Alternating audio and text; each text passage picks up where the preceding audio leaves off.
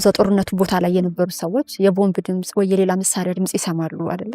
ከዛ ውጪ ደግሞ የአጥቂዎች ልብስ ከለር ሳይቀር እንዴ የሚሳሉ ነገሮችስ እንዲህ አይነት ነገር የሚፈጥሩት ነገር ምንድነው? ብዙ ጊዜ ሰዎች ያንን ይሄ ኮምፕሌክስ የሆነ ነገር በአጭር ጊዜ ታክል ለማድረግ በጣም ስለሚቸገሩ ወደ ኋላ ይላል። ከትዳር አጋሮቻቸው ጋር የሚኖረው ግንኙነትም በጣም የሻከረ ሊሆን ይችላል። ጠብ፣ ድብድብ የበዛበት ሊሆን ይችላል። ሁላችንም ምናልባት በዚህ በሽታ ውስጥ ነን ቢሆንስ ብዬ አስባለሁ ዶክተር። እነዚህ ነገሮች በሚከሰቱበት ጊዜ እነዛን ሰዎች ምንድነው ምን አይነት ነገር ይመጣል? ልክ እዛ ቦታ ላይ ያ የደረሰባቸው ነገር ያዩት ነገር ወደ ተፈጸመበት ጊዜና ቦታ እንደተመለሱ ሊሰማቸው ይችላል። እነዚህ ሰዎች ተሰደውባቸው የሚሄዱ አካባቢዎች ያለው ማህበረሰብስ ራሱን አጠንክሮ እንዴት ነው እነሱን ማስተናገድ ያለበት? ወደ ማህበረሰቡ ሲቀላቀሉ ያንን ህመም ያንን ቁስል ነው ይዘው የሚንቀላቀሉት። ለግጭት ወይ ለጦርነት የተመቸ አእምሮ አለ እንደዛ የተሰራ? ብዙዎቻችን ጭንቅላት ውስጥ የሚመጣው ነገር ምንድነው? አካላዊ ጉዳቱ ነው። የሰዎች መድማት፣ የሰዎች እግራቸው መቆረጥ፣ እጃቸው ማጣታቸው፣ እይታቸው ማጣታቸው ነው። እነዚህ ነገሮች በጣም አሰቃቂ ናቸው፣ ከባድ ነገሮች ናቸው። ግን ብዙ ጊዜ ትኩረት የማናደርገው ወይም ደግሞ የማንረዳው ነገር ምንድነው? የሚጥለውን የአእምሮ ቁስል፣ ትቶት የሚያልፈው የአእምሮ ቁስል፣ የአእምሮ ጠባሳ፣ እሱን ግን ብዙ ጊዜ ትኩረት አናደርገው። መስከረም ሚዲያ የዘመን ድልድይ ሰብስክራይብ ያድርጉ፣ ለሌሎችም ያጋሩ። በትንሽ ካፒታል ትልቅ ኢንቨስትመንት ያገኙ።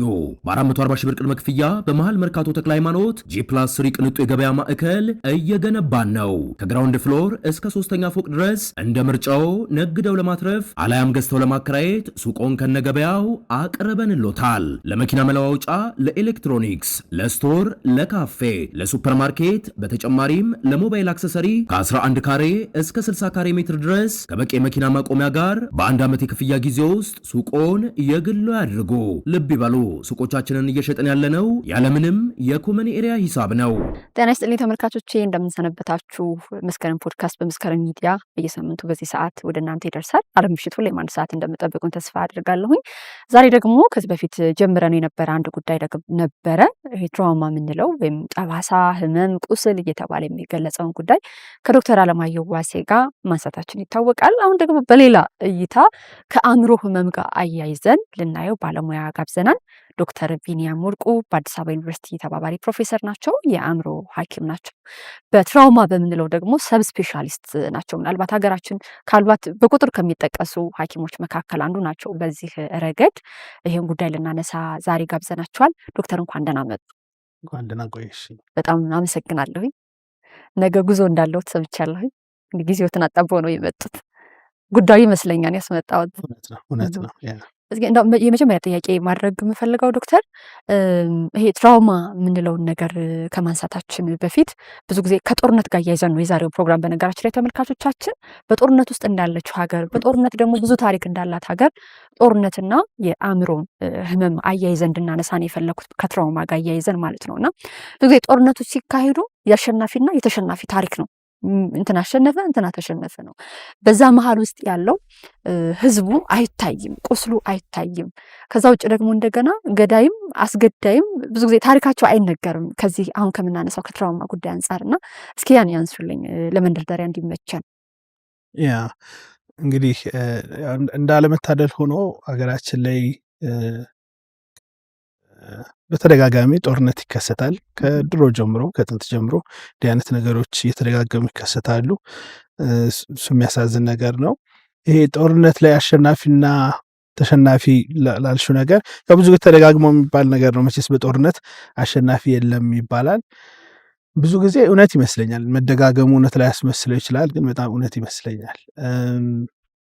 ከምን አንጻር ነው? አንደኛ ጦርነቱ ላይ የሚሳተፉ ሰዎች በራሳቸው ማለት ነው በአሸናፊ ጎራ የሚሆን በተሸናፊ ጎራ የሚሆን የሚሳተፉ ሰዎች ከጦርነቱ የሚያተርፉት አንደኛና ዋነኛ ነገር ምንድነው ቢባል ይሄ የአእምሮ ጠባሳ ነው።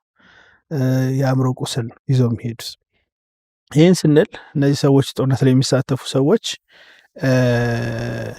ከአጠገባቸው ያሉ ሰዎች ጓዶቻችን የሚሏቸው ሰዎች ሲሞቱ በጣም በአሰቃቂ ሁኔታ ጉዳት ሲደርስባቸው ያሉ፣ በሌላ በኩል ደግሞ እነሱም ጠላት ብለው በሚፈርጁት እንትን ላይ ቡድን ላይ በሚያደርሱት እንትን ደግሞ ብዙ ሰዎች ይሞታሉ፣ ብዙ ሰዎች ይቆስላሉ፣ ብዙ ሰዎች በአሰቃቂ ሁኔታ ይጎዳሉ። ትሮማ የሚሆንብን ነገር ይሄ ቁስል ሆኖ የሚቆይብን ነገር የግዴታ በእኛ በኩል ያሉ ሰዎች በእኛ ወገን ያሉ ሰዎች መጎዳታቸው፣ መሞታቸው፣ መቁሰላቸው ብቻ አይደለም። እኛ የምንሰራውን በደል ለራሳችን ቁስል ሆኖ ይቆየናል። ስለዚህ ብዙ ጊዜ ጦርነት ላይ የተሳተፉ ሰዎች ከጦርነቱ በኋላ በሰላም ጊዜ ዲሞቢላይዝድ ሆነው ከህዝቡ ጋር ተቀላቅለው ሲኖሩ ማለት ነው በጣም እረፍት ከሚነሷቸው በጣም ቁስል ከሚሆኑባቸው ነገሮች አንዱ እነሱ ላይ የደረሰው ነገር ብቻ ሳይሆን እነሱ ሰዎች ላይ ያደረሱት ነገር ጭምር ነው። ስለዚህ በዚህ ለመጀመር የፈለግኩት ለምንድን ነው በጦርነቱ ውስጥ ማለት ነው ጦርነቱን የሚያካሄዱት ሰዎች ራሳቸው የዛ ጦርነት ሰለባዎች ናቸው ከሚለው አንጻር ነው። በተሸናፊ በአሸናፊ በሚለው ወገን መከፋፈሉ ያንን ነገር አያስቀረውም። ከዛ ባለፈ ወደ ሰላማዊ ህዝብ ስንሄድ ወይም ወደ ሲቪሊያን ህዝብ ስንሄድ ደግሞ በማንኛውም ጦርነት ላይ ምንም እንግዲህ እንትን የሌለው ሲቪሊያኖች ላይ ሰላማዊ ሰዎች ላይ ምንም አይነት ጉዳት የማይደርስበት ጦርነት አለ ብሎ ለማሰብ ይከብዳል። ከዛ ባለፈ ደግሞ ሲቪሊያኖች ደግሞ ራሳቸውን የሚከላከሉበትን መንገድ የላቸውም። ስለዚህ ከፍተኛ ለሆነ ጉዳት ይዳረጋሉ። ይህንን ስንል እንግዲህ አንዳንዱ አንኢንቴንሽናል ሊሆን ይችላል። ኢንቴንሽናል ማለት በጦርነት ውስጥ ማለት ነው ለነሱ ተብሎ ያልተሰነዘረ ጥቃት ሊደርስባቸው ይችላል ሰዎች። ከዛ ባለፈ ደግሞ ሆን ተብሎም ጥቃት ሊፈጸምባቸው ይችላል። ይህንን ጥቃት ስንል እንግዲህ በተኩስ በቦምብ በምናምን የሚለውን ብቻ ሳይሆን ብዙ አይነት ጥቃቶች አሉ። ለምሳሌ ያህል አንድ ቦታ በአንድ ኃይል ሲያዝ ማለት ነው ያ ኃይል እዛ ቦታ ላይ የሚፈጽማቸው ነገሮች ሰዎች መሞት የሰዎች መቁሰል ብቻ ሳይሆን ብዙ አይነት አካላዊ ጥቃቶች ይደርሳሉ። ብዙ አይነት ስነ ልቦናዊ ጥቃቶች ይደርሳሉ። ብዙ አይነት ጾታዊ ጥቃቶች ይደርሳሉ በሚያሳዝን ሁኔታ ማለት ነው። እነዚህ ጥቃቶች ደግሞ በጣም ተንሰራፍተው ነው የሚፈጸሙት። ጦርነት በሚሆንበት ጊዜ ላይ በአጠቃላይ የዛ አካባቢ የሀገሩ የሞራል እንትንም ዝቅ የሚልበትም ጊዜ ስለሆነ ማለት ነው። ብዙ ጊዜ ሰዎች ሌላ ጊዜ ላይ የማያደርጓቸውን ነገሮች፣ ሌላ ጊዜ የማያስቧቸውን ነገሮች ጎረቤቶቻቸው ላይ፣ አጋር የሆኑ ሰዎች ላይ፣ ህዝቦች ላይ ሊፈጽሙ ይችላሉ።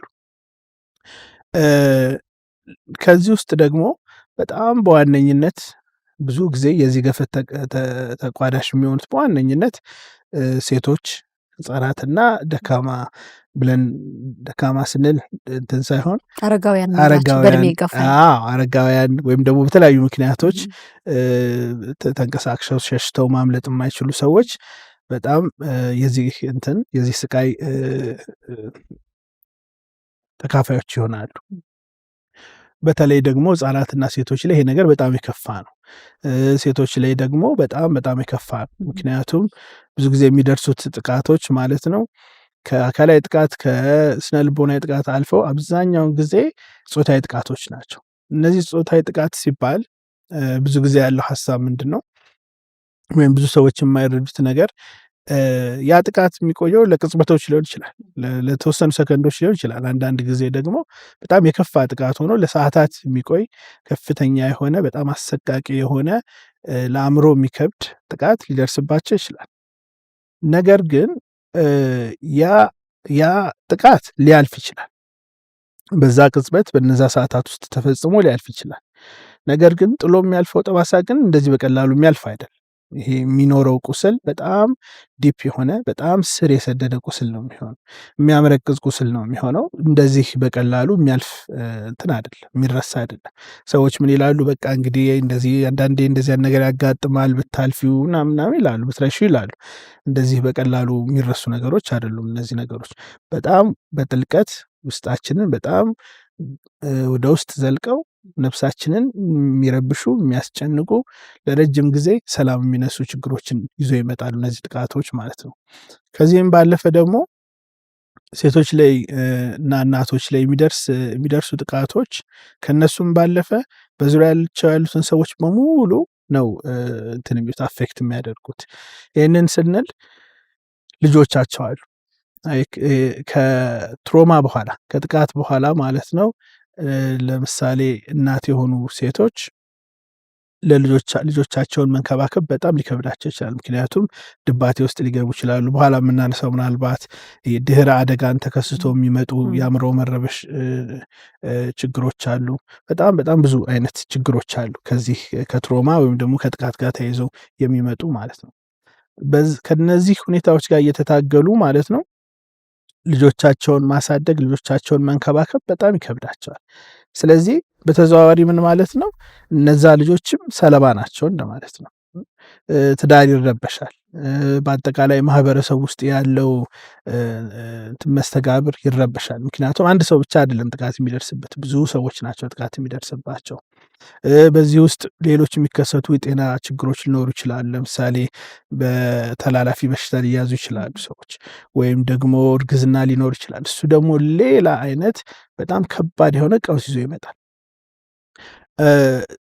እንግዲህ ይህንን ስንል ምን ማለት ነው? ይሄ በአሁን ላይ የሚፈጸሙ ወይም ደግሞ አሁን ላይ የደረሱት ነገሮች በአሁን ላይ ተወስነው የሚቀሩ አይደሉም። ያላቸው ኢፌክት ከአንድ ትውልድ ወደ ሌላ ትውልድ እየተንከባለለ ሊሄድ የሚችል ነገር ነው። ከዛ ባለፈም ደግሞ ኢቭን ወደ ቅድም ወደ መጀመሪያ ወደ አነሳሽው ጦርነት ላይ ወደሚሳተፉ ሰዎችም ላይ ስንሄድ ማለት ነው እነዚህ ሰዎች ከጦርነቱ በኋላ ወደ መጡበት ማህበረሰብ ሄደው ሲቀላቀሉ ለምሳሌ ያው የተወሰኑት እዛው እንትን ውስጥ ሚሊታሪ ውስጥ ወይም ደግሞ ያለው የነበሩበት እንትን ውስጥ ሊቆዩ ይችላሉ። ብዙዎች ግን ዲሞቢላይዝድ ሆነው ወደ ማህበረሰቡ ሊቀላቀሉ ይችላሉ። ወደ ማህበረሰቡ ሲቀላቀሉ ያንን ህመም ያንን ቁስል ነው ይዘው የሚንቀላቀሉት። ስለዚህ እነዚህ ሰዎች ወደ ማህበረሰቡ ሲመለሱ በጣም የተለያዩ ነገሮችን ሊያሳዩ ይችላሉ። ለምሳሌ ጸባያቸው ሊቀየር ይችላል። በጣም መረበሽ ሊኖራቸው ይችላል። ከዛ ጋር በተያያዘ ቤተሰብ መረበሽ ሊኖር ይችላል። በጣም ብዙ ጊዜ ትዳር ውስጥ በጣም ግጭት ይፈጠራል። ከትዳር አጋሮቻቸው ላይ ከትዳር አጋሮቻቸው ጋር የሚኖረው ግንኙነትም በጣም የሻከረ ሊሆን ይችላል። ጠብ፣ ድብድብ የበዛበት ሊሆን ይችላል። እንግዲህ በዚህ አይነት ኢንቫይሮንመንት ውስጥ ልጆች ሊያድጉ ነው ማለት ነው። ስለዚህ የጦርነት ኢፌክት ወይም ደግሞ በግጭት ጊዜ የሚኖሩት ነገሮች በዛ ተወስነው የሚቀሩ አይደለም። በእንትንም በጊዜም ተወስነው አይቀሩም። ከእንደገና ደግሞ በቦታም ተወስነው የሚቀሩ ነገሮች አይደሉም። ከትውልድ ወደ ትውልድ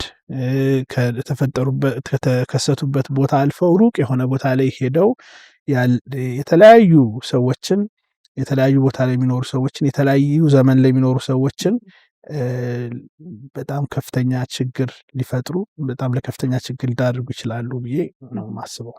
እስኪ አሁን ዶክተር ሲያነሱ ንጹሐን እንግዲህ በእንደዚህ አይነት የአእምሮ ህመም ቢጠቁ መነሻ አላቸው ብዬ አስባለሁ። ምናልባት ራሳቸው ላይ አካላዊ አሁን እንዳነሱት ስነ ልቦናዊ፣ አእምሯዊ ብዙ ጥቃቶች አሉ። ወይ ደግሞ የራሳቸው የሚሏቸው የሚወዶቹን ሰዎች ማጣት እንዲህ አይነቱ ጉዳዮች ይሆናል። ግን ጠበንጃ ይዞ ሲዋጋ የነበረው ሰው ራሱ እንደዚህ አይነት አእምሯዊ ህመም ወይም ደግሞ አሁን የምንለውን ትራውማ የምንለውን ነገር ጠባሳ እንዲኖርበት የሚያደርገው ነገር መነሻው ምንድን ነው? እንግዲህ መነሻው ሰው መሆን ይመስለኛል። ሰው ሆነን ስንኖር ማለት ነው ሰዎች ላይ የሚደርሱ ቁስሎች እኛን ያሙናል። ሰዎች ላይ የምናደርሰው ነገር ከጊዜ በኋላ እኛም ላይ ሰቀቀን ይዘው ሊመጡ ይችላሉ። ሰው የመሆኑ ጉዳይ ይመስለኛል። እንግዲህ አንዳንድ ጊዜ እንደ ስራ እንግዲህ ውትድርና አንድ ስራ ነው ማለት ነው። ስለዚህ ከስራ አንጻር የሚደረግ ነገር ነው ብለን ልናስብ እንችላለን። ግዳጅ ነው እንዲህ ነው ተብሎ ሊታሰብ ይችላል። ነገር ግን አንዳንድ ጊዜ የምናያቸው ወይም ደግሞ የምንፈጽማቸው ነገሮች ግን ማለት ነው ተከትለው ሊሄዱ ይችላሉ። ይሄ የፍላጎት ጉዳይ አይመስለኝም። ስለዚህ ተከትለው ይሄዳሉ። ከዛ በኋላ ሰላም ሊነሱን ይችላሉ። ዋናው ነገር የሚመስለኝ ግን ሰው መሆን፣ ሰው እስከሆነ ድረስ ከሰዎች ስቃይ እና ከሰዎች ህመም ነፃ ለመሆን የሚከብደን ይመስለኛል። እኛ የዛ ነገር ተካፋይ የምንሆን አድራጊ የምንሆን ወይም ደግሞ የዛ ነገር ገፈት ተቋዳሽ ብንሆን ማለት ነው ሰው መሆን ዞሮ ዞሮ እዛው ጋር የሚያመጣን ይመስለኛል። ህሊና ይከተላል በጎን መጥፎን ብዬ አስባለሁኝ አይደለም። እስኪ አሁን ሲያነሱልኝ ሌላ ካነሷቸው ላይ ለማንሳት ያህል ሲቪል ይሄ ምንድነው ማህበረሰቡ ንጹሃን ወይ ምንላቸው እንግዲህ ከጦርነቱ ውጭ ያሉ ሊሆኑ ይችላሉ። ራሱ ደግሞ የሚዋጋው ደግሞ ኃይል አለ በሁለት ወገን ሆኖ። ከዛ ውጭ ግን በርቀቱ ነው የሚሰማው ሰውስ ምንድነው የሚደርስበት ነገር የለም ወይ? በርቀት ማለት ምሳሌ እናንሳና ለምሳሌ አሁን ባለው ጦርነት ወይ ደግሞ አገራችን ባለችበት 5-6 ዓመት ወይ 10 ዓመት ወደኋላ እንሄድና ባለው ሀገራችን ላይ ባለው ነገር አንድ ቦታ ላይ በደረሰው ነገር እንደ ሀገር ኢትዮጵያ ከዛ ውጭም ደግሞ በተለያየ ቦታ ያሉ ኢትዮጵያውያን በመስማት ብቻ በመከታተል ብቻ የሚደርስባቸው ነገር ሲል ነው ወይ? ይሄ ከጦርነት ጋር ተያይዞ ወይም ደግሞ ከግጭት ጋር ተያይዞ የሚፈጠሩት ነገሮች እዛው የግጭቱ እምብርት ላይ ያሉት ሰዎች ላይ ያለው ተጽዕኖ ከፍተኛ ነው። ነገር ግን ልክ እንደ መሬት ርዕደት ነው።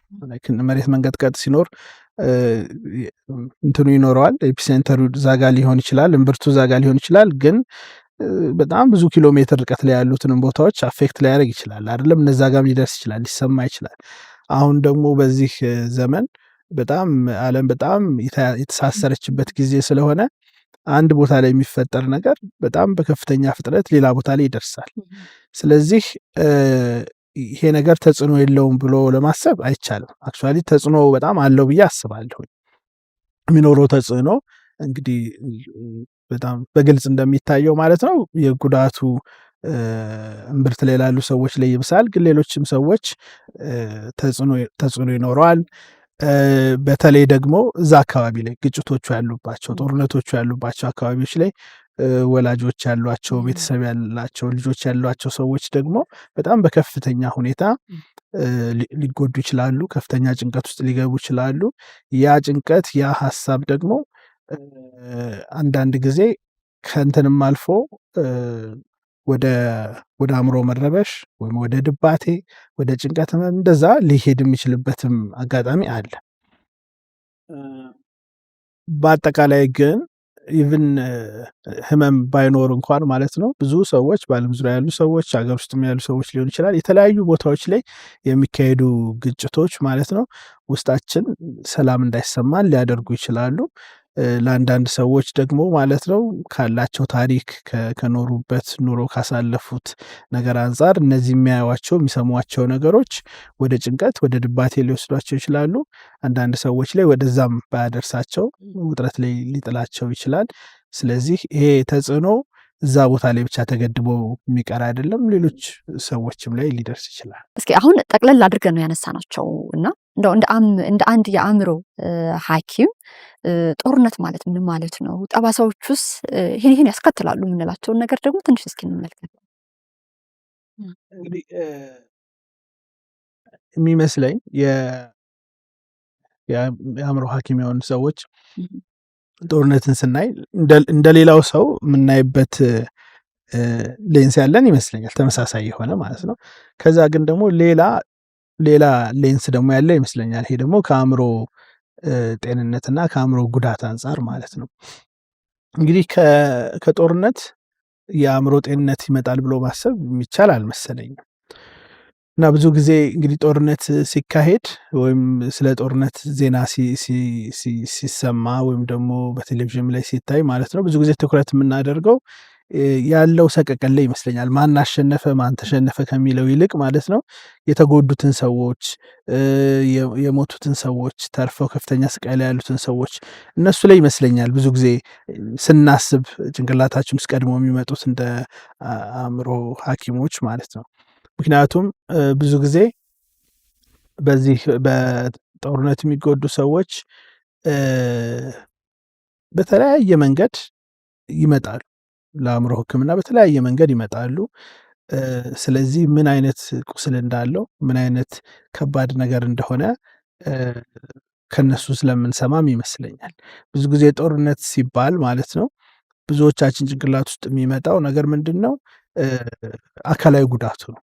የሰዎች መድማት፣ የሰዎች እግራቸው መቆረጥ፣ እጃቸውን ማጣታቸው፣ እይታቸውን ማጣታቸው ነው። እነዚህ ነገሮች በጣም አሰቃቂ ናቸው፣ ከባድ ነገሮች ናቸው። ግን ብዙ ጊዜ ትኩረት የማናደርገው ወይም ደግሞ የማንረዳው ነገር ምንድን ነው? የሚጥለውን የአእምሮ ቁስል፣ ትቶት የሚያልፈው የአእምሮ ቁስል፣ የአእምሮ ጠባሳ፣ እሱን ግን ብዙ ጊዜ ትኩረት አናደርግበትም። ከዚህ ጋር ተያይዘው የሚመጡ ነገሮች እንግዲህ በተለያዩ አካባቢዎችም ተዘዋዙረን ስናይ፣ ህዝቡንም ስናናግር፣ ከዛ አካባቢ የመጡ ሰዎችንም ከሕክምና አንጻር ስንረዳ የምናያቸው ነገሮች ምንድን ናቸው? ከጦርነት ጋር በተያያዘ አንደኛ እንደ ማህበረሰብ የሚፈጠሩ ነገሮች አሉ። እንደ ግለሰብ ብቻ ሳይሆን ማለት እንደ ማህበረሰብ አንድ ማህበረሰብ ለወራት ለአመታት ጦርነት ውስጥ ሲቆይ እዛ ማህበረሰብ ውስጥ የሚፈጠሩ ብዙ ለውጦች ይኖራሉ። እነዚህ ለውጦች አንዳንድ ጊዜ አዎንታዊ ሊሆኑ ይችላሉ። ለምሳሌ በጦርነት ወቅት ማለት ነው ሰዎች በጣም ሊተሳሰቡ፣ ሊቀራረቡ ይችላሉ፣ ሊረዳዱ ይችላሉ። እንዲህ አይነት ነገር ሊኖር ይችላል። ችግር የሚፈጥረው አንድነት ኤግዛክትሊ እሱ ሊኖር ይችላል። ከዛ ደግሞ በተቃራኒው ወይም ደግሞ ከዛ ጎን ለጎን ደግሞ ጦርነት የሚያፈርሳቸው ነገሮች አሉ። ለምሳሌ ያህል ማለት ነው ልክ በዛው ማህበረሰብ ውስጥ ወይም ሌላ ማህበረሰብ ጋር ደግሞ ስትሄጂ በመካከል መቃቃር የመፍጠር ነገር ሊኖረው ይችላል። ወይም ደግሞ ለምሳሌ የተወሰነው ማህበረሰብ ይሰደድና የተወሰነው ማህበረሰብ ይቆይና ከዛ ላይ የተሰደዱት ሰዎች ሲመለሱ ግጭት ሊፈጠር ይችላል። አንዱ አንዱን የመውቀስ አይነት ነገር ሊኖር ይችላል። ከዛ ባለፈ ደግሞ ማለት ነው የምናያቸው ነገሮች ሲፈጸሙ የምናያቸው ነገሮች ብዙ በደሎች፣ ብዙ ደም መፋሰስ፣ ብዙ አይነት ነገሮችን ስናይ ሰዎች ብዙ ነገሮችን መጠየቅ ይጀምራሉ። ስለዚህ ከዛ በፊት የነበራቸው ይሄ ሶሻል ሃርመኒ የምንለውም ነገር አብሮ ሊቀንስ ይችላል። ለምሳሌ ብዙ ጊዜ የምንሰማው እንትን ምንድን ነው ኮምፕሌንት ምንድን ነው? ከጦርነቱ በኋላ መከባበር ቀነሰ፣ ታላቅ ታናሽ የተባለ መከባበር ቀነሰ፣ ወይም ደግሞ ለሃይማኖት መሪዎች ያለው ክብር ቀነሰ፣ ወይም ደግሞ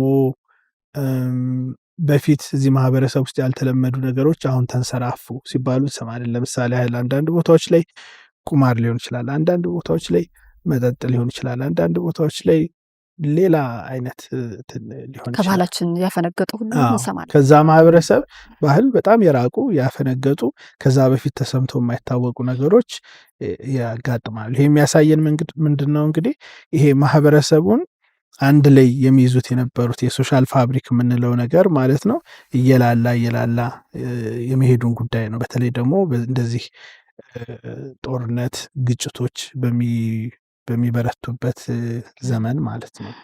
እስኪ እንግዲህ ኢትዮጵያን ስንመለከት ታሪኳን እኔ ሳልሆን እንግዲህ የታሪክ ባለሙያዎች አንዳንዶቹ እንደሚገልጹት የኢትዮጵያ ታሪክ ቢያንስ ግማሹ የጦርነት ታሪክ ነው ያላት ተብሎ ይነሳልና አሁን እንግዲህ ጦርነት ከሚያስከትለው አእምሯዊ ጠባሳ ወይ ህመም የምንለውን ነገር አሁን የምናነሳው አንጻር ምናልባት ግማሹ ታሪካችን የበሽታ የህመም ነበረ ወይ ዘመናችን እያልኩ አሁን እርሶ ሲያወሩ እያሰብኩ ነበረ።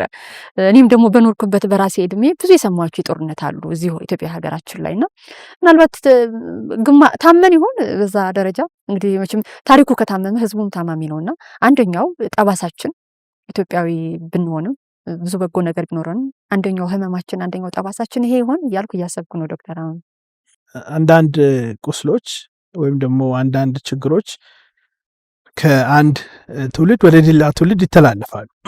ስለዚህ ቅድም ካነሳሁት ነገር ጋር የሚያያዝ ነገር ነው። አንድ ጦርነት ተካሂዶ ሲያበቃ የጦርነቱ ኢፌክት እዛ ላይ አያበቃም። በዛ ጦርነት ላይ የተሳተፉ ሰዎች ወደ መጡበት አካባቢ ይሄዳሉ። ያ ሰቀቀን፣ ያ ፔን፣ ሰዎች ያዩት በጣም ብዙ የሚያሰቅቅ ነገር በሙሉ ቀስ በቀስ ወደ ልጆቻቸው ይተላለፋል። ልጆች ሆነው ደግሞ በዛ ጦርነት ወቅት ላይ የተሳተፉ ሊሆኑ ይችላሉ። ወይም ደግሞ ጦርነቱ በሚካሄድበት ጊዜ ያንን ነገር ያዩ ልጆችና ታዳጊዎች ደግሞ ማለት ነው እነሱም ላይ ከፍተኛ ጫና ይኖረዋል። ምክንያቱም ግጭትን የሚያዩበትን መንገድ፣ ጦርነትን የሚያዩበት መንገድ፣ የሰዎችን ሞት፣ የሰዎችን ስቃይ የሚያዩበት መንገድ ሊቀየር ይችላል። አንዳንድ ጊዜ ያለ አግባብ ኤክስፖዝድ ልንሆንበት ልንጋለጥበት በማይገባበት ጊዜ ማለት ነው ለእንደዚህ አይነት ነገሮች ስንጋለጥ የሚፈጥረው ለውጥ ማለት ነው ዘላቂ ሊሆን ይችላል። ስለዚህ ጦርነትን እንደ ቀላል ማየት ወይም ደግሞ የሰዎችን መሞት፣ የሰዎችን መጎዳት፣ የሰዎችን መቁሰል እንደ ቀላል የማየት አይነት ነገርም ሊኖር ይችላል። ስለዚህ ይሄ ነገር በአጠቃላይ ምን አይነት ነገሮችን ይፈጥራል? የሚቀጥለው ጀኔሬሽን ደግሞ ሌላ ጦርነት የማምጣቱን ነገር ትንሽ ከፍ ያደርገዋል። ሌላው ሌየር ደግሞ ምንድነው? የበቀል ጉዳይ ነው። ስለዚህ ጦርነቶች ይካሄዳሉ። አሸናፊ ተሸናፊ የሚባል ነገር ይኖራል። ከዛ በኋላ ተሸናፊ ተብሎ የሚፈረጀው ወገን ደግሞ በሚቀጥለው ጊዜ ላይ ይሄ የአሁኑን ሽንፈት የአሁኑን እንትን መበቀል አለብን ብሎ ሊያስብ ይችላል አይደለ? ስለዚህ ማያባራ ሳይክል ውስጥ ነው የምንገባው። ስለዚህ በየጀኔሬሽኑ ሌላ አይነት ጦርነት፣ በየጀኔሬሽኑ ሌላ አይነት ግጭት እየተፈጠረ ያ ግጭት ደግሞ ሌሎች ጠባሳዎችን ሌሎች ቁስሎችን እየፈጠረ ያንን ነገር እየተሽከረከረ እየተደጋገመ ሊመጣ ይችላል። ይህንን ነገር ተገንዝበን ማለት ነው የምናቆምባቸውን መንገዶች ቀስ በቀስ እንደ ሀገር እንደ ሕዝብ እየገነባን የመሄዱ ነገር አስፈላጊነቱ ይሄ ነው። ለግጭት ወይ ለጦርነት የተመቸ አእምሮ አለ እንደዛ የተሰራ አንዳንዴ በተለይ ዓለም አቀፍ እውነታውን ደግሞ ስናይ ይህ ሀገርማ ከግጭት አይወጣም ከጦርነት አይወጣም እንዳልኩት አሁን ኢትዮጵያ ግማሽ ታሪኳ የሚሆነው በጦርነት ያለፈ ነው እንደሚባለው ያለ በቃ የተለመደ የማድረግና ስሪታችን የጦርነት የግጭት አንዱ መገለጫ አድርጎ የማሰብ ነገር ያለው ይመስለኛልና እንደዛ ይሆናል ወይ? እንግዲህ አሁን ባለሙያ ስላገኘው ነው ጥያቄዎችን ማነሳው። ከባድ ነው። አይ ቲንክ እንደዛ ብሎ ለመደምደም ይቸግራል። ግን ቀደም ብዬ እንዳነሳሁት ማለት ነው ጦርነት ሲደጋገም ብዙ ሰዎች በጦርነት ሲጎዱ ብዙ ቁስል ሲኖር ማለት ነው ይሄ ቫዮለንስ ወይም ደግሞ ሰዎች ላይ ጉዳት ማድረስ የሚለው ነገር እየተቃለለ ሲመጣ ማለት ነው ለመጪው ጊዜም ለሌሎች ጦርነቶች ለሌሎች ግጭቶች በሩን እየከፈተ የሚሄድ ይመስለኛል። እና የዛ አካባቢ ይሄ እንትኑን የዛን አካባቢ ባህል የዛን ማህበረሰብ ትስስር ከጦርነት ጋር እያስተሳሰረው የመሄድ አይነት ነገር የሚኖር ይመስለኛል ሳስበው ማለት ነው። ግን ይሄ ጥያቄው እንደዚህ በቀላሉ የሚመለስ ጥያቄ አይመስለኝም። ብዙ ጥናቶች ብዙ ምርምሮች አድርጎ ይመስለኛል እንደዚህ ብሎ ለማለት የሚቻለው።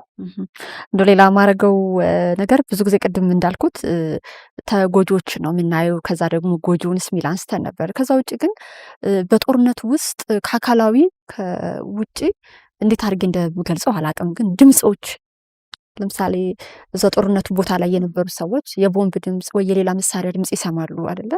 ከዛ ውጭ ደግሞ የአጥቂዎች ልብስ ከለር ሳይቀር እንዲህ የሚሳሉ ነገሮችስ እንዲህ አይነት ነገር የሚፈጥሩት ነገር ምንድን ነው? እንግዲህ ምንድን ነው አሁን ያነሳሽልኝ ነገር የሚያስታውሰኝ ምንድን ነው ፒቲኤስዲ የምንለውን ችግር ነው። ፖስት ትራውማቲክ ስትረስ ዲስኦርደር ወይም ደግሞ ድህረ አደጋ ወይም ጥቃት የሚመጣ የአእምሮ መረበሽ ወይም የአእምሮ እክል የምንለው ነገር ማለት ነው። ይሄ በጣም ጠባብ ነው እንትን አይደለም ማለት ሁሉም ጦርነት ላይ የተሳተፈ ሰው ይህንን ህመም አይኖረውም፣ ወይም ደግሞ ይሄ ህመም ደግሞ በጣም ብዙ ሰዎች ላይ ይከሰታል ማለት አይደለም። የተወሰኑ ሰዎች ላይ ግን ሊከሰት ይችላል። እንግዲህ ይሄ የፒቲኤስዲ ያልኩሽ ችግር ለመከሰት እንደ ቅድመ ሁኔታ የሚያስፈልጉት ነገሮች ምንድን ናቸው? ለምሳሌ ያህል እኛ ላይ ማለት ነው ለራሳችን ለህይወታችን የሚያሰጉ ነገሮች ሲደርሱብን ወይም ደግሞ በቅርባችን ያሉ ሰዎች ቤተሰብ ወይም ደግሞ ጓደኛ በጣም የቅርብ የምንላቸው ሰዎች ላይ ማለት ነው ጉዳት ሲደርስ ሲሞቱ ወይም ደግሞ ከባድ የአካል ጉዳት ሲደርስባቸው ብናይ ወይም ደግሞ ሌሎች አይነት ጥቃቶች ሲደርሱባቸው ብናይ አንዳንድ ጊዜ ደግሞ ማለት ነው ባናይም እዛ ባንኖርም ማለት ነው የተፈጠረውን ነገር ስንሰማ ማለት ነው ያ ነገር ውስጣችን በሚፈጥረው ጫና ምክንያት የሚመጣ አይነት ችግር። መገለጫዎቹ የተለያዩ መገለጫዎች አሉት። አሁን አንቺ ያነሳሽው ነገር አንዱ መገለጫው ሊሆን ይችላል። አንዱ መገለጫው ምንድን ነው? እነዚህ እንዲህ አይነት ነገር ሲደርስ ምን አይነት ነገር ነው የሚኖረው? ፒቲኤስዲ ያላቸው ሰዎች ጦርነቱ ካበቃ በኋላ ማለት ነው የሚያስታውሷቸው ነገሮች ሲኖሩ ይሄ ጦርነቱ ላይ የተፈጠረውን ያዩትን የሰሙትን ነገር የሚያስታውሷቸው ነገሮች ሲኖሩ በከፍተኛ ሁኔታ ሊረበሹ ይችላሉ። እነዚህ የሚያስታውሱ ነገሮች ለምሳሌ ምን ሊሆኑ ይችላሉ? እንዳልሽው የሚሊተሪ ፋቲግ ሊሆን ይችላል፣ ወይም ደግሞ የተኩስ ድምፅ ሊሆን ይችላል፣ ወይም ደግሞ የሆነ አይነት ቀለም ሊሆን ይችላል፣ ሌላ አይነት ድምፅ ሊሆን ይችላል፣ የባሩድ ሽታ ሊሆን ይችላል፣ የሚቃጠል ነገር ሽታ ሊሆን ይችላል። እነዚህ ነገሮች በሚከሰቱበት ጊዜ እነዛን ሰዎች ምንድነው ምን አይነት ነገር ይመጣል? ልክ እዛ ቦታ ላይ ያ የደረሰባቸው ነገር ያዩት ነገር ወደ ተፈጸመበት ጊዜና ቦታ እንደተመለሱ ሊሰማቸው ይችላል እና በጣም ከፍተኛ የሆነ ድንጋጤ፣ ፍርሃት፣ መሸበር ውስጥ ሊገቡ ይችላሉ። ይሄ እንግዲህ ሰላም ያለበት አካባቢም ሆነው ከዛም አካባቢ ወጥተው ሄደው ማለት ነው አይደለ? ከዛ አካባቢ እርቀው ሄደው ባህር ተሻግረው ከዓመታት በኋላ ከ10 ከ20 ዓመት ከ30 ዓመት በኋላም ሊከሰት ሊመጣ ይችላል። ከዛ ባለፈው ደግሞ ምን ሊኖረው ይችላል? ሳንፈልጋቸው እነዛ ትውስታዎች መምጣት ያየናቸው የደረሱብን ወይም ደግሞ ሰዎች ላይ ሲፈጸሙ ያየናቸው ነገሮች መጥተው ይሰነቀራሉ ጭንቅላታችን ውስጥ አልወጣ የማለት ነገር ጭንቅላታችን ውስጥ ተሰንቅረው አልወጣ ይላሉ እና አንደኛ ይመላለሳሉ ሀሳቦቹ ሳንፈልጋቸው፣ ወይም ደግሞ ማታ ተኝተን እያለ ህልም ሆነው ይመጣሉ፣ ቅዠት ሆነው ይመጣሉ እየተደጋገሙ ማለት ነው።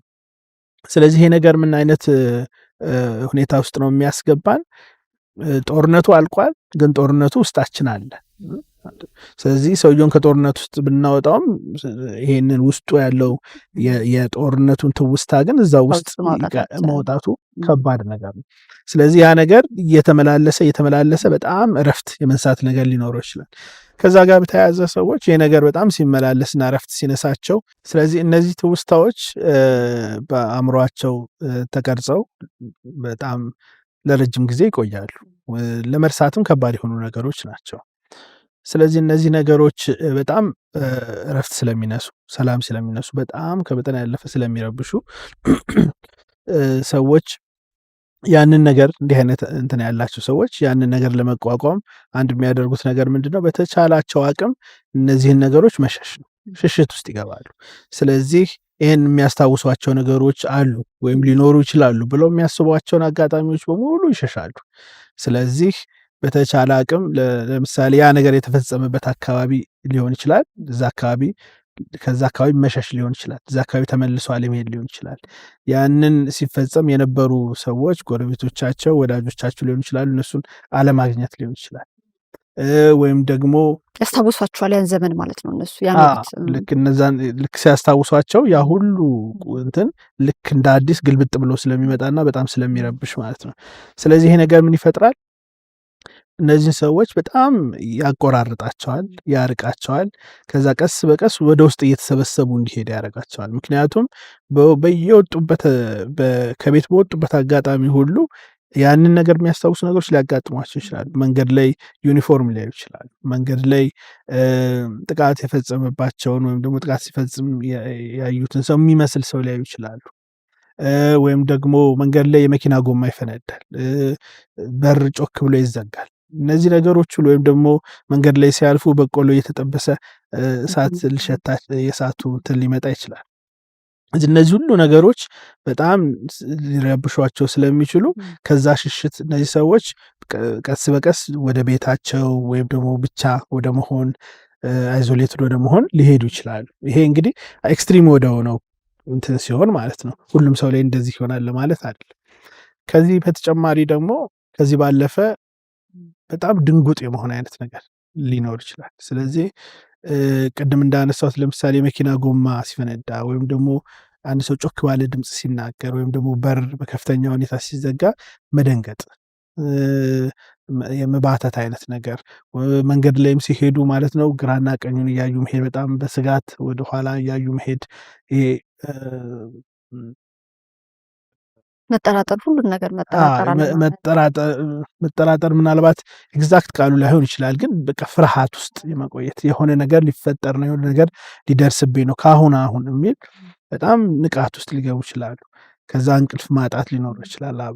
ወይም ደግሞ ከዚህ በተቃራኒ ደግሞ የመደንዘዝ የመፈዘዝ ነገር ሊኖረው ይችላል። እና የመደንዘዝ የመፍዘዝ ነገር በሚኖርበት ጊዜ ደግሞ አካባቢያቸው ያለውን ነገር ልብ ማለት ሊቸገሩ ይችላሉ። ከሰዎች ጋር ያላቸው መስተጋብር በጣም ይቀንሳል። ከቤተሰቦቻቸው ጋር ከልጆቻቸው ጋር ያለው መስተጋብር ይቀንሳል። የቤተሰቦቻቸው የልጆቻቸውን ጣዕም ማጣጣም ይቸገራሉ። ስለዚህ ከደስታ የመራቅ አይነት ነገር ሊኖረው ይችላል። አብዛኛውን ጊዜ ማዘን፣ መተከዝ ሊኖራቸው ይችላል። ተስፋ መቁረጥ፣ ወደፊት አርቆ ለማየት መቸገር፣ ነገሮች በጣም ጨልመው የመታየት ነገር፣ እንዲህ አይነት ነገሮች ሊያጋጥሙ ይችላሉ። እንግዲህ በከፊል እነዚህ ይሄ የድህረ አደጋ ጋር ተያይዞ የሚመጣ አእምሮ መረበሽ የምንለው ምልክቶቹ እንግዲህ እነዚህ ናቸው። ያው መቼም እነዚህ የምናነሳቸው ነገሮች ሩቅ አይደሉም ለኛ እውነት ለመናገር ምናልባት ሳይሆን በእርግጠኝነት በአሁኑ ሰዓት እንግዲህ በሀገራችን ባሉ በተለያዩ አካባቢ ባሉ ግጭቶችና ጦርነቶች አለፉ በምንላቸውም ሳይቀር እነዚህ ሁኔታዎች ውስጥ አሁን እርስዎ በገለጿቸው የሚያሳልፉ ብዙ ወገኖቻችን አሉ። አሁን ሲያነሱ ብዙ እያስታውስኩ ነበር የራሴንም ቤተሰቦች ሳይቀርና ምናልባት ያልተረዳናቸው ብዙ ህመሞች ያልተወራላቸው ብዙ ህመሞች አሉ። አንደኛው ይሄ ነው ብዬ አስባለሁኝ። አንድ ጥናት ሳይ የዓለም ጤና ድርጅት ያጠናው አንድ ጥናት ሳይ በአለፉ ጦርነቶች ውስጥ ቢያንስ የነበረ አንድ ሰው ቢያንስ ከአምስቱ አንደኛው አሁን ባሏቸው ውስጥ የስሜት መዋዠቅ፣ ፍርሃት እንዲህ የበለጠ እርስዎ ስላብራሯቸው በዛ ያልፋል የሚል ነገር እያየው ነበረ።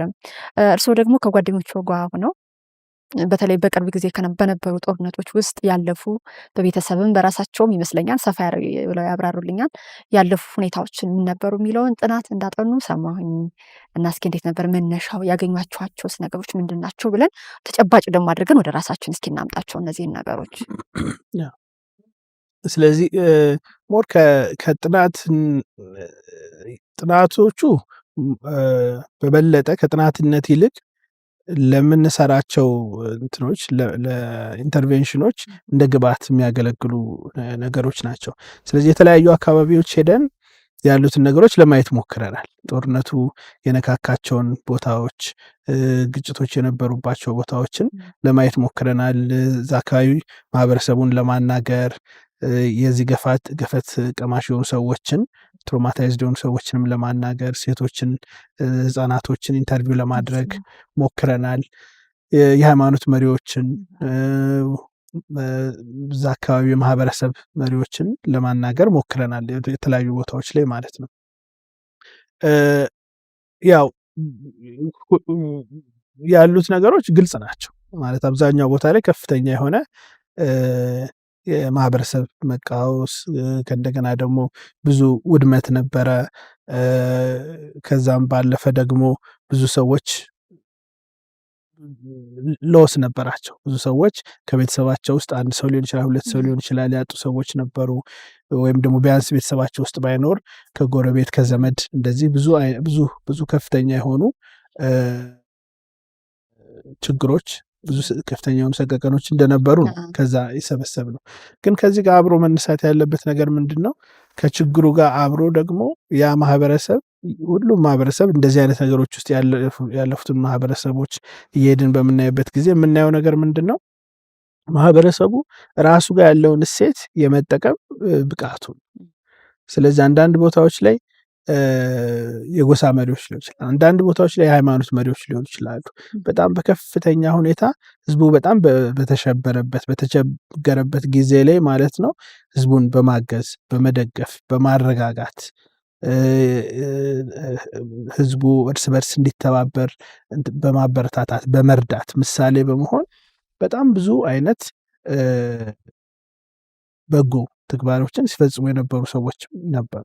ይሄ ከህመሙ እንዲፈወስ እንዲድን ራሱ የአካባቢውን እሴት ባህል መጠቀም ማለት ነው። ትክክል። ስለዚህ በነበረበት ጊዜ ግጭቱ በነበረበት ጊዜ ግጭቱን ተቋቁሞ ለመኖር ያለውን ጫና ተቋቁሞ ለመኖር ከዛ ካለፈም በኋላ ደግሞ ማለት ነው ራሱ ማህበረሰቡ ራሱን እንዲያክም የመርዳት ሁኔታ ነው። በዛው ልክ ደግሞ አንዳንድ ቦታዎች ላይ ምንድን ነው በፊት ማህበረሰቡን የሚያክሙት የነበሩት የሃይማኖት መሪዎች፣ የሃይማኖት ተቋማት፣ የጎሳ መሪዎች እነዚህ ደግሞ በጦርነቱና በግጭቱ ምክንያት እነሱም ተጎጂ ስለሆኑ ማለት ነው ለማህበረሰቡ ለመድረስ የተቸገሩባቸው ቦታዎች ደግሞ ነበሩ። ስለዚህ እነዚህን ነገሮች ካየን በኋላ ለማድረግ የሞከርነው ነገር ምንድን ነው? የተወሰኑ ቦታዎች ላይ የጤና ባለሙያዎችን እዛው ማህበረሰብ ውስጥ ያሉ የጤና ባለሙያዎችን ጤና ጣቢያ ውስጥ የሚሰሩ የጤና ባለሙያዎችን እየሰበሰብን የማሰልጠን ሁኔታ ነው። ስለዚህ ይህን ስናሰለጥን ምንድን ነው ይሄ እንግዲህ ቀጥታ ቃል ስለሌለው ነው ትራውማን ያማከለ ሕክምና እንዴት መስጠት ይቻላል የሚለውን ነገር ማለት ነው። በጦርነት ውስጥ ያለፈ ወይም ደግሞ በግጭት ውስጥ እያለፈ ያለ ማህበረሰብ ውስጥ ሕክምና ስንሰጥ ምንድን ነው ማድረግ የምንችለው? ሌላውንም ሕክምና ስንሰጥ ምንድን ነው የምናደርገው? ከዛ ደግሞ በተለይ ደግሞ በዚህ በግጭቱ ወይም በጦርነት ምክንያት የአእምሮ ጫና ደርሶባቸው የሚመጡ ሰዎችን ምን ማድረግ እንችላለን? በምን አይነት መንገድ መርዳት እንችላለን? ከራሳቸው ከዛ ማህበረሰብ እሴት ከዛ ማህበረሰብ ባህልና እምነት ጋር በሚሄድ መልኩ እንዴት መርዳት ይቻላል የሚለውን ነገር አጥንተን እና ተመካክረን የተለያዩ እንትኖችን ፕሮጀክቶችን ቀርጸን ሰዎችን ለማሰልጠን ሞክረናል። አሁንም እየሞከርን ያለ ነው እና ይሄ ደግሞ ሲሆን ያየነው ነገር ምንድን ነው? ያለውን ተነሳሽነት ነው። ምክንያቱም እነዚህ የጤና ባለሙያዎች ከዛው ማህበረሰብ ውስጥ የወጡ ስለሆኑ ማለት ነው እና የደረሰውንም ነገር እነሱም ላይ የራሳቸው ቤተሰብም ላይ የደረሰ ስለሆነ ማለት ነው እነሱን ማሰልጠንና ማብቃቱ ለማህበረሰቡ በከፍተኛ ሁኔታ ይረዳል ብለን እናስባለን። ግን ከዛ ውስጥ መረሳት የማይገባው ነገር ምንድን ነው? እኛ ለማህበረሰቡ የምንችለውን የምናውቀውን በምናውቀው ለመርዳት ለማስተማር መሞከሩ እንዳለ ሆኖ እኛም ግን ከዛ ማህበረሰብ በጣም ብዙ የተማርናቸው የወሰድናቸው ነገሮች አሉ። እነዛ ግጭቱ ጋር ተያይዞ ሰዎች ያላቸውን ጽናት ወይም ደግሞ ሰዎች ማህበረሰብ ውስጥ ያለውን እሴት እንዴት አድርገው እንደሚጠቀሙ የተረዳንበት ሁኔታ ነው ያለው እና ያ መሆኑ ደግሞ ሌላ ቦታ ሄደን ደግሞ ሌሎች ስራዎችን ለመስራት ስንሞክር ደግሞ በበለጠ ማህበረሰቡን እንድናካትት በበለጠ ማህበረሰቡ ፈውስ የሚያገኝባቸው የነበሩት መንገዶች ከነሱ ጋር አብሮ ተባብሮ የመስራት እንትኖችን ሀሳቦችን እንድንይዝ ነው ይረዳል። ግን የሚያስታውሳቸው ባለታሪኮች ይኖራሉ እንዲህ አይነት ያጋጠሙን እኮ አሉ የሚሏቸው? እነሱን ለማንሳት ይከብደኛል። ምክንያቱም ኮንፊደንሻሊቲ ኢሹዎች ምናምን ሊኖሩ ስለሚችሉ ለማንሳት ይከብደኛል። ስለዚህ ብዙ ባላነሳቸው ደስ ይለኝ። ጠቅላላ አድርገን የምናነሳቸው እንዲህ አይነት ያጋጠሙ የምንላቸው ካሉ ምናልባት የምናነሳውን ችግር እንደው በምሳሌ ለማስደገፍ ያህል ብዬ ነው። ከባድ እንደሆነ ይገባኛል። ያው እንግዲህ አስተማሪው እኮ ስለሆነ ለምሳሌ ያህል አንዳንድ ቦታዎች ላይ አንድ ቦታ ላይ አሁን የሄደን ያየንበት ቦታ ላይ በዚህ በጦርነቱ ወቅት ማለት ነው ከተጎዱ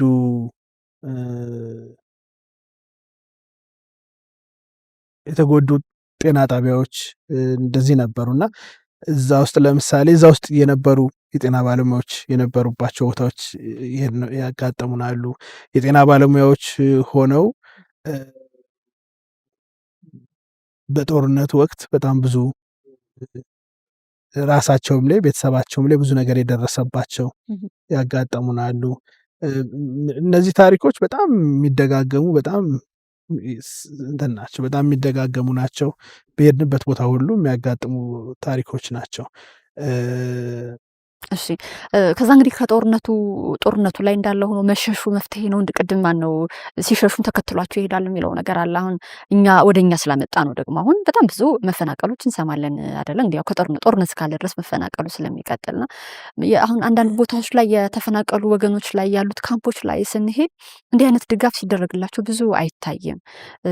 ራባቸው ወይ የሚበላው አገኘው ወይ የሚለበስ ልብስ አገኙ ወይ ነው እንጂ ምን አይነት የስነ ልቦና እንትን ውስጥ ናቸው ወይ ደግሞ ምን አይነት አእምሯዊ ጥንካሬ ያላቸው ያለ እንዲህ የሚለውን አናይም። እንደውም እዛው ካምፕ ላይ ሆነው ጾታዊ ጥቃትም ሊደርስ ይችላል፣ ሌላ ደግሞ ችግር ሊደርስባቸው ይችላል። እና ይህንስ እንዴት ነው ማስተናገድ ያለብን? ምናልባት የሚመለከተው አካል እንዳለው ነው። እነዚህ ሰዎች ተሰደውባቸው የሚሄዱ አካባቢዎች ያለው ማህበረሰብስ ራሱን አጠንክሮ ቅድም ራሱም ተጎጂ ይሆናል ስላሉ ማለት ነው አጠንክሮ እንዴት ነው እነሱን ማስተናገድ ያለበት? እንግዲህ መፈናቀል ከባድ ነገር ነው። ምክንያቱም አንዳንዴ ያው መፈናቀል ብለን ስናወራውና ስናስበው የሆነ ሰዎች ከሆነ ቦታ ተነስተው የሆነ ቦታ ሄዱ ይመስላል። ግን እንደዛ አይደለም። ማለት እነዛ ሰዎች ከዚህ ቦታ ተነስተው ወደዚህ ቦታ ሲሄዱ ቤታቸውን ጥለው ነው የሚሄዱት። አንዳንዴ ቤተሰባቸውን ጥለው ሊሆን ይችላል። ጎረቤቶቻቸውን ጥለው ሊሆን ይችላል። የሃይማኖት አምልኮ የሚፈጽሙባቸውን ቦታዎች ጥለው ሊሆን ይችላል የሚሄዱት። ስለዚህ ከሚያውቃቸው እና ከሚያውቁት ማህበረሰብ ተነጥለው ነው የሚሄዱት። ማንነታቸውን ነው የሚያጡት። ሰዎች ተፈናቅለው ሲሄዱ ማንነታቸውን ነው የሚያጡት።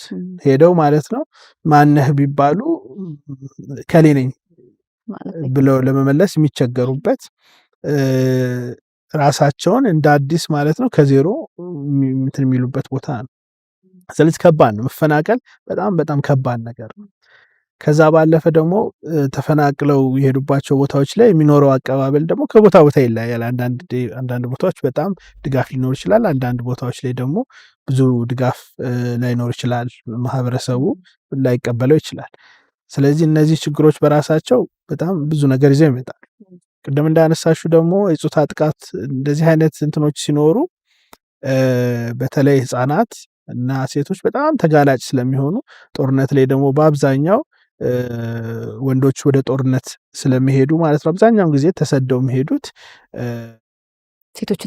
ሴቶች ህፃናትና አረጋውያን ናቸው እና እነሱ ላይ የሚደርሰው ጥቃት በከፍተኛ ሁኔታ ይጨምራል። አብዛኛው ትኩረት የሚኖረው አብዛኛውን ጊዜ እዛው ሎካልም ብናየው ወይም ደግሞ እንደ ሀገርም ይሆን ወይም ደግሞ የውጭ ድርጅቶችም ቢሆን የእርዳታ ድርጅቶችም ቢሆን ኢንተርናሽናል ድርጅቶችም ሲመጡ አብዛኛውን ጊዜ ትኩረታቸው ምግብ ላይ፣ አልባሳት ላይ፣ መድኃኒት ላይ ነው። እነዚህ ነገሮች መሆናቸው ምንም የሚያጠራጥር ነገር መሆን ያለበት ነገር ነው። ግን አብሮ ጎን ለጎን ደግሞ እነዚህን ሰዎች ከጥቃት መጠበቅ፣ እነዚህን ሰዎች ደግሞ የአእምሮ ጤንነታቸውን ግንዛቤ ውስጥ ማስገባት ያስፈልገዋል። በፊት ቀደም ተብሎ የሚታሰበው ምንድን ነበር? የአእምሮ ጤንነት፣ የአእምሮ መረጋጋት እንደ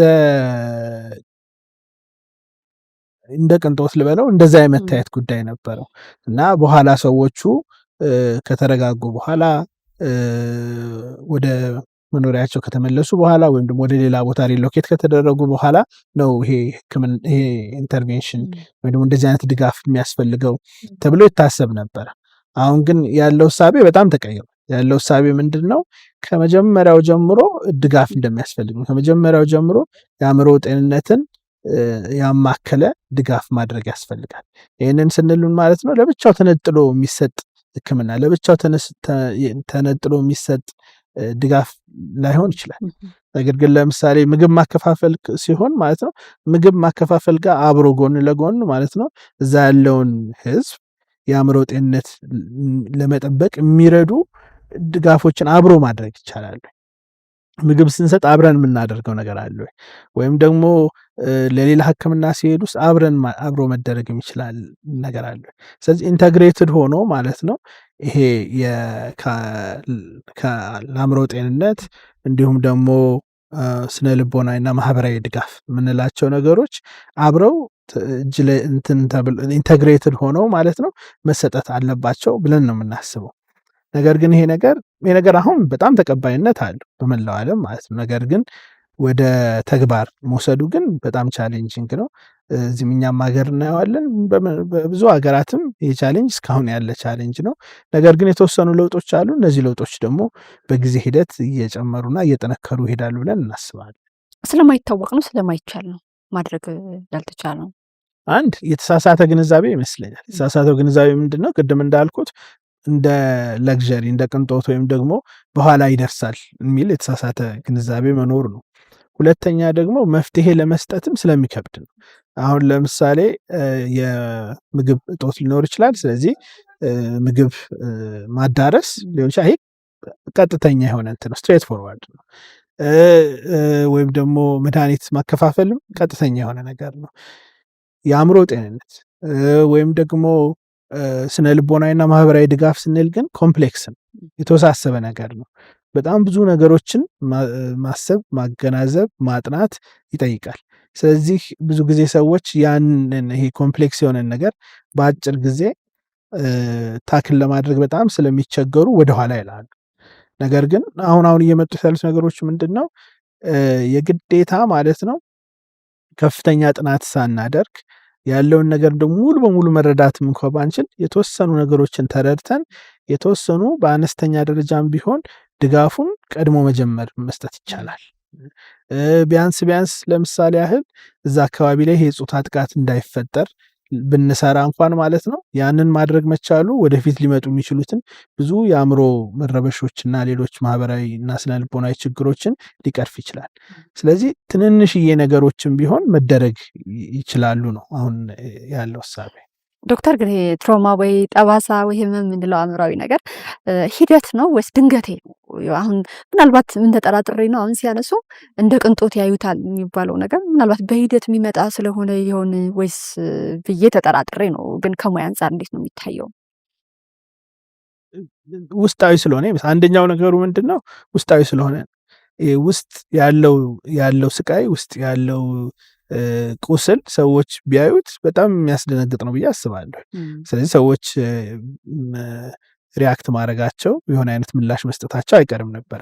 ነገር ግን ይሄ ውስጣዊ ስለሆነ ያለው ቁስል ያለው ጠባሳ ያለው መሸበር ያለው ህመም ውስጣዊ ስለሆነ ውጪ ሰዎች ላይታያቸው ይችላል።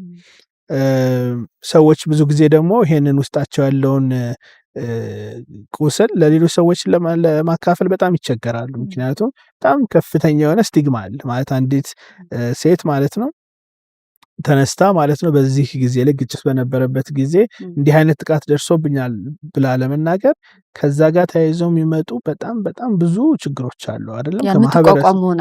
ከማህበረሰቡ፣ ከቤተሰብ፣ ከትዳር በጣም ብዙ እንትኖች አሉ።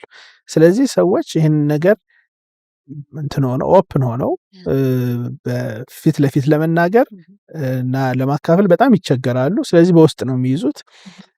በዛ ሂደት ውስጥ ደግሞ ሌሎች ሰዎች ይህንን ነገር ስለማያዩት ወደ ጎን ሊሉት ይችላሉ።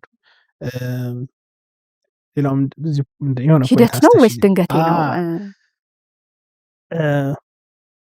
ሁለቱም ሊሆን ይችላል። አንዳንድ ጊዜ የሚደርሰው ትሮማ ይሄ ድንገት የሚደርስ አንድ ነገር ሊሆን ይችላል። አንድ ቦታ ላይ የሚደርስ ለምሳሌ እንበልና ከፍተኛ ያ ቦታ በከፍተኛ መሳሪያ ተመታ ሊሆን ይችላል። ወይም ደግሞ በሲቪሊያን ህይወትም ውስጥ ቢሆን ማለት ነው የሆነ አካላዊ ጥቃት ሊደርስብን ይችላል። ወይም ደግሞ ጾታዊ ጥቃት ሊደርስብን ይችላል። እነዚህ ነገሮች አንዴ ሊፈጸሙ ይችላሉ፣ አንድ ጊዜ ማለት ነው። ከዛ በኋላ ያ ነገር የራሱን የሆነ ችግር ይዞ ሊመጣ ይችላል። አብዛኛውን ጊዜ ፎርቹኔትሊ እነዚህ ነገሮች ሲደርሱብን ማለት ነው በጊዜ ሂደት እየተቀረፉ እነዛ ችግሮች እየሳሱ ወደ ነበርንበት የጤንነት ሁኔታ የመመለስ እድላችን ከፍተኛ ነው። ነገር ግን ማለት ነው ያ ሳይሆን ሲቀር ለምሳሌ ምናልባት 100 ውስጥ ማለት ነው ምናልባት 25% ሰው ማለት ነው በጣም በከፍተኛ ሁኔታ ለረጅም ጊዜ ከዛ ሊቆይ ይችላል ያ ችግር። ነገር ግን ልመልስሽና ይሄ ድንገተኛ ነው ወይስ እንትን ነው ለሚለው አንዳንዴ ድንገተኛ ሊሆን ይችላል፣ አንዳንዴ ደግሞ በተደጋጋሚ የሚፈጸም ነገር ሊሆን ይችላል። ለምሳሌ ጦርነት ለረጅም ጊዜ ሲቆይ ማለት ነው በየቀኑ የሚኖሩ ነገሮች ይኖራሉ። ለምሳሌ በየቀኑ ተኩስ መስማቱ አለ፣ የሰዎች መጎዳት መሞት አለ፣ መራብ አለ፣ ሕክምና ማግኘት አለመቻል አለ። ይሄ ነገር ለብዙ ቀናት፣ ለብዙ ሳምንታት፣ ለብዙ ወራት፣ ለብዙ ዓመታት እየተደጋገመ ሲሄድ ደግሞ እሱ ደግሞ የራሱ የሆነ ሌላ አይነት ገጽታ ሊኖረው ይችላል ማለት። ስለዚህ በሁለቱም መንገድ ሊሆን ይችላል።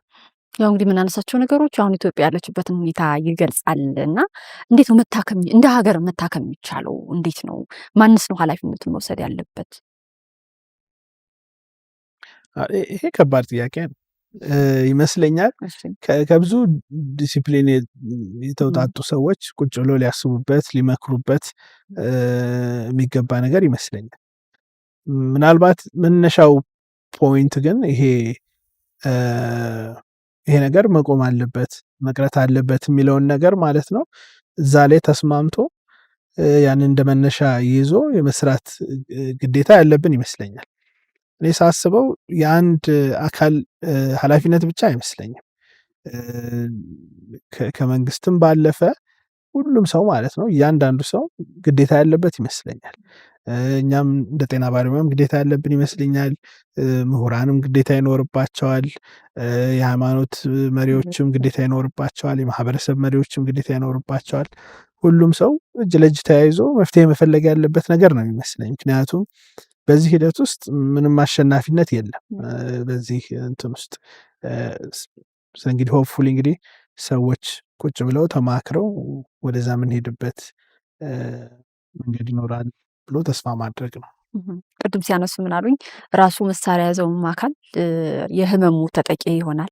የሃይማኖት አባቶችም የጎሳ መሪዎችም ወይ ደግሞ የአገር ሽማግሌዎች እንበለው ሌሎች ንጹሐን የምንላቸው ህዝብ ሲቪሊያንስ የምንላቸው እነሱም የዚህ ሁሉ ተጠቂ ይሆናሉና እንደው ምናልባት በሽተኛው ከበዛ ማን ነው ሐኪም መሆን የሚችለው? ማን ነው ኃላፊነት መውሰድ የሚችለው?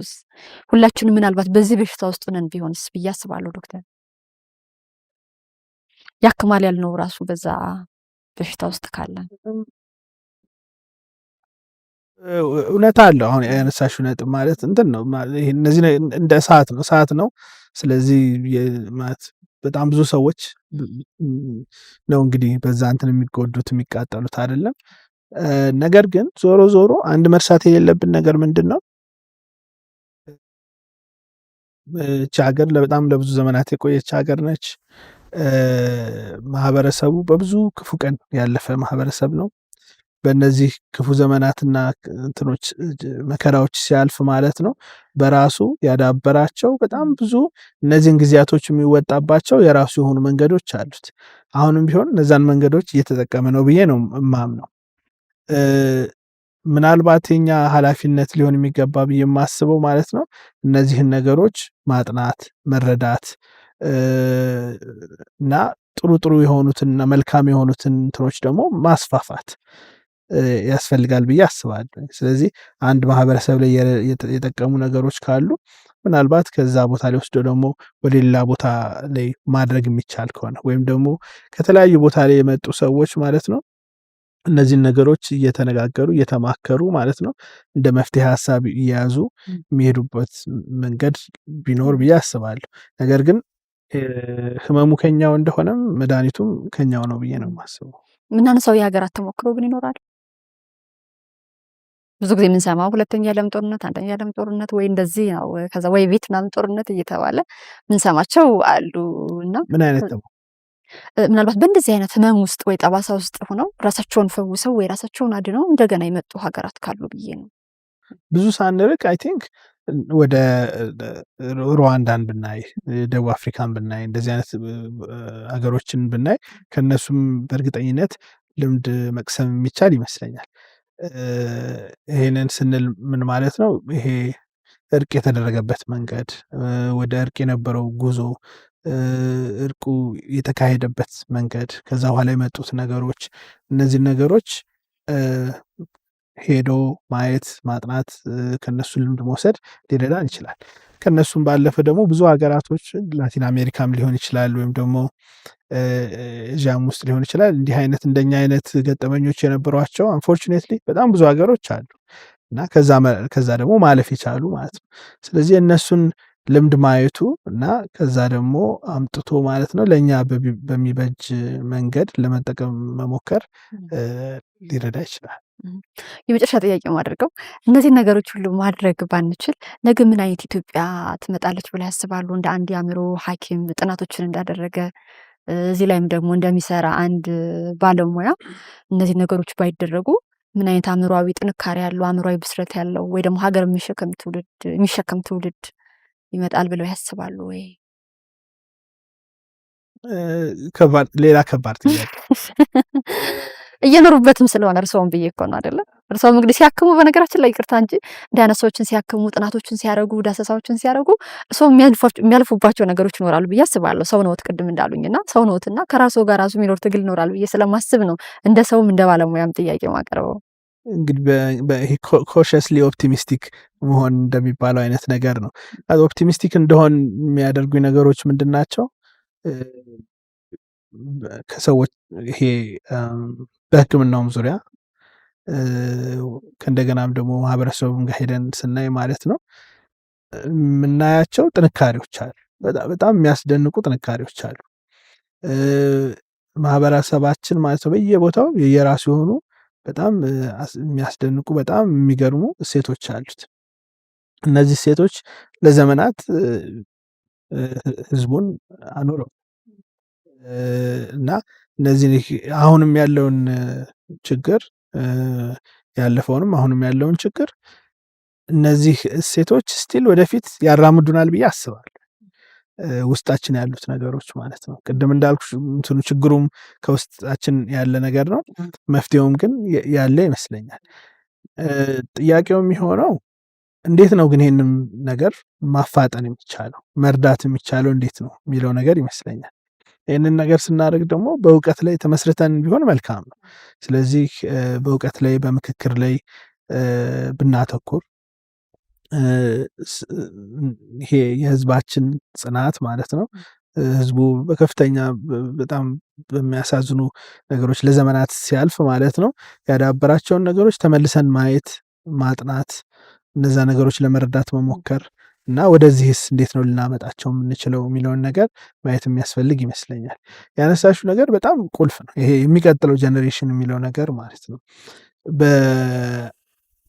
በአብዛኛውን ጊዜ ኢንተርቬንሽኖች ሲኖሩ ወይም ደግሞ የሚደረጉ ነገሮች ሲኖሩ የሚደረጉት እነዛ እንትኖች ኢንተርቬንሽኖች ስራ ላይ የሚውሉት የተወሰነ ማህበረሰብ ላይ ሊሆን ይችላል። የተወሰነ ቦታ ላይ የተወሰነ ግን በአጠቃላይ ማለት ነው የሚመጣውን ትውልድ ስንቀርጽ ያ ትውልድ እንዴት አድርጎ ነው ከዚህ የሚማረው?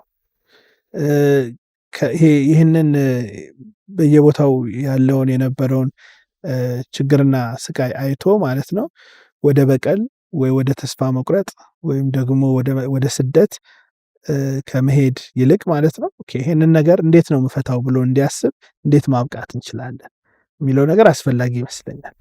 በትምህርት ቤቶች ዙሪያ መስራት የሚያስፈልግ ይመስለኛል። በመምህራን ዙሪያ መስራት የሚያስፈልግ ይመስለኛል። እነዚህ ቦታዎች ላይ ትኩረት አድርገን ብንሰራ ምክንያቱም ሁላችንም ልጆች ቢያንስ እንግዲህ በከተማው አካባቢ በገጠሩም ቢሆን ብዙ ልጆች ወደ ትምህርት ቤት ይሄዳሉ።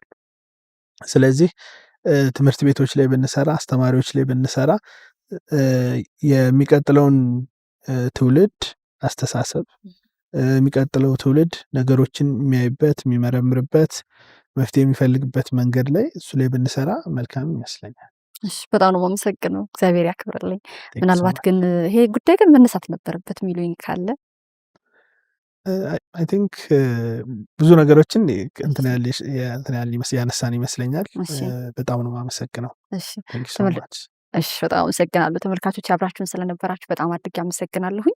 ሁሌም ሀሳቦችን ስናነሳ እናንተ ደግሞ ወስዳችሁ በየቤቱ በየጓደኞቻችሁ ጋር በስራ ቦታም ሊሆን ይችላል በተለያየ አካባቢ ተወያይተን ሀሳቦችን አዋተን የተሻለ ትውልድ እንድናፈራ ነው መስከረም ፖድካስት ብዙ ጊዜ ሀሳቦችን ወደ እናንተ የሚያመጣው። የዛሬ እንግዲህ ከጦርነት ጋር ተያይዞ የሚመጡ ይሄ ትራውማ የሚሉት በእነሱ ቋንቋ ከጠባሳ ወይ ህመም የምንለው ጋር ተያይዞ ያለውን ነገር ነው ስናነሳ የነበረው። ዶክተር ቢኒያም ወርቁ ነበሩ አብረውን የቆዩት በአዲስ አበባ ዩኒቨርሲቲ መምህር ናቸው። ተባባሪ ፕሮፌሰር መምህር ናቸው። አሁን ያነሳነው ጉዳይ ደግሞ ሰብ ስፔሻሊስት ናቸው። ከዛም ጋር ተያይዞ የማማከር ጉዳዮችንም ያደርጋሉ።